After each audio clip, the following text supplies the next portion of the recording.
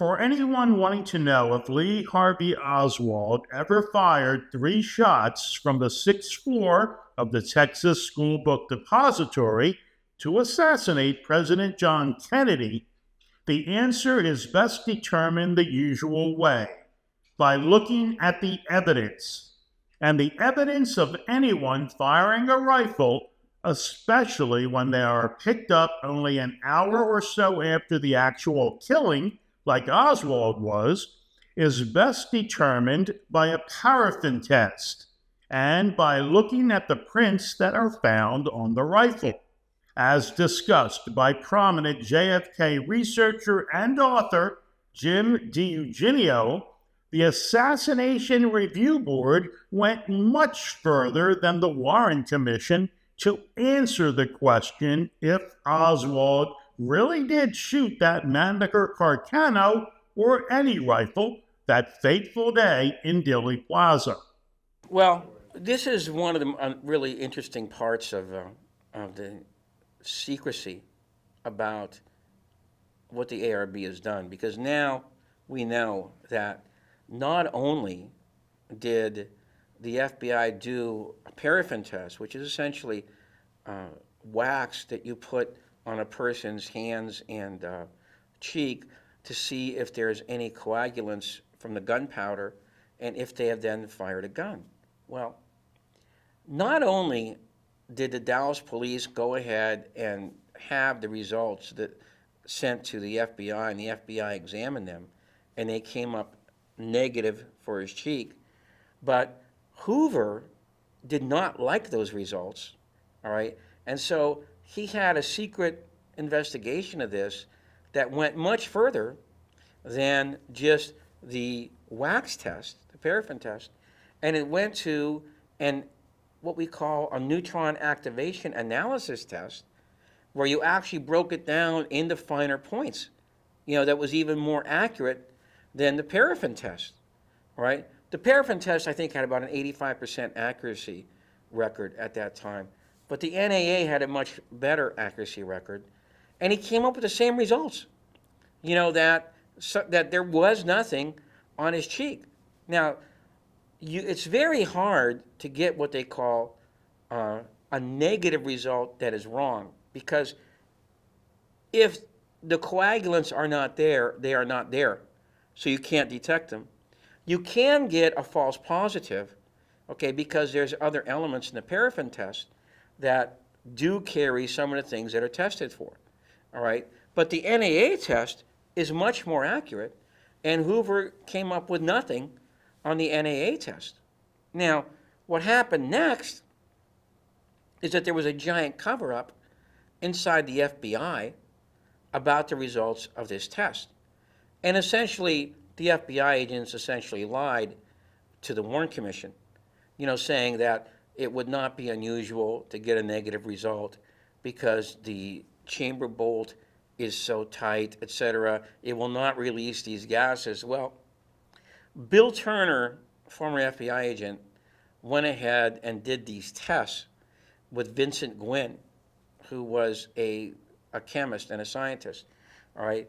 And they went ahead and they got a Mannlicher Carcano rifle, and they went ahead and did the test, all right? And they said, no, this rifle is not so minutely engineered that you don't get a trace, because whenever we went ahead and fired the rifle, there was plentiful gases, on our cheeks to go ahead and do the paraffin test with, all right? And in fact, when the FBI did their testing, all right, there were so many nitrate traces on the rifle that they had to wipe the rifle down after everybody took a shot. If photos were taken by the Dallas police of the fingerprint traces, why would they have not taken photos of the palm print that they would later state they found? And the bigger question, of course, is why wasn't the palm print itself sent to the FBI lab?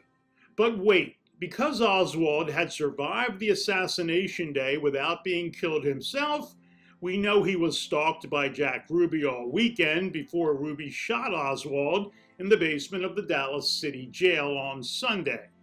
Even though Oswald was dead, the conspirators must have decided that more evidence would have to be released that would convince people that he was a lone nut shooter. Too many Americans already believed that Ruby shot Oswald to silence him. And so what happened?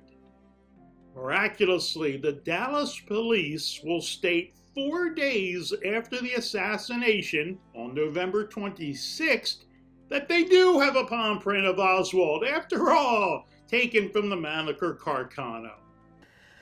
The famous palm print has a very, let's say, weird provenance to it, because there is no report about it being in Dallas that night.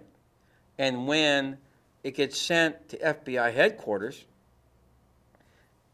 a guy named Sebastian Latona, who is one of the most preeminent and illustrious fingerprint guys in the country at that time, who actually wrote a handbook on the subject, all right, he examined the rifle and he said, I couldn't find anything on the rifle.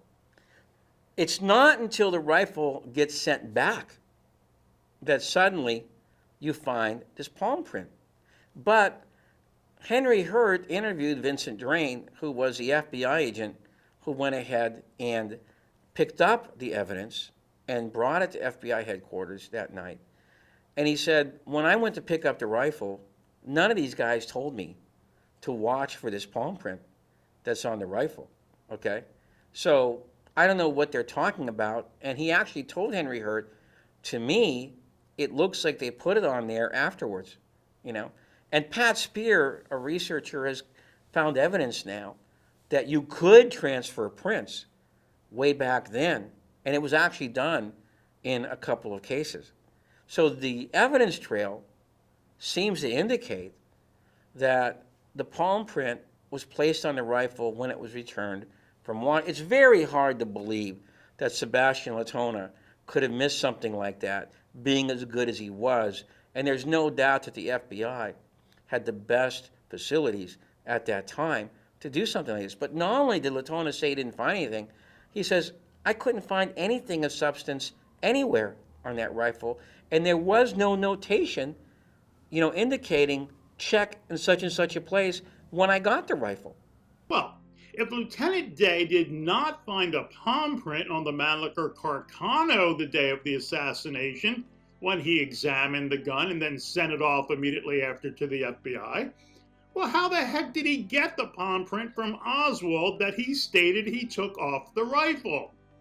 I had gotten to the funeral home with his body something in the neighborhood of 11 o'clock at night, and it is a several-hour procedure to prepare the remains. And after this time, someplace in the early morning, agents came.